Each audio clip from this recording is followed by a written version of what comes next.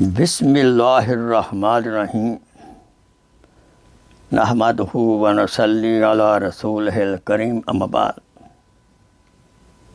میرے محترم بھائیو، دوست بزرگوں، عرض ہے انسان کو اپنی خواہشوں کے پیچھے چلنے سے جو چیز روکتی ہے وہ عقل ہے اور خوف الہی ہے۔ مگر جب آدمی ضد اور دشمنی کے ماتحت ہو جاتا ہے تو اس کی عقل اس کی خواہش کے نیچے دب کر رہ جاتی ہے۔ ان کی عقل حق و باطل کے معاملہ میں کند ہو جاتی ہے، کام نہیں کرتی۔ وہ شکل کے اعتبار سے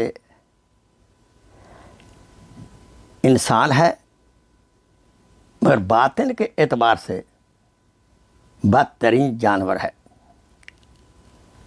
وہ لطیف احساسات جو آدمی کے اندر خدا کے چوکیدار کی طرح کام کرتے ہیں، جو اس کو برائیوں سے روکتے ہیں، اور وہ ان کے اندر ختم ہو جاتے ہیں۔ مثلا حیا، شرافت، وسعت، ظرف، پاکیزہ طریقوں کو پسند کرنا۔ اس گراوٹ کا آخری نتیجہ یہ ہوتا ہے کہ آدمی پوری زندگی شیطانی راستوں پر چل پڑتا ہے اور نتیجتاً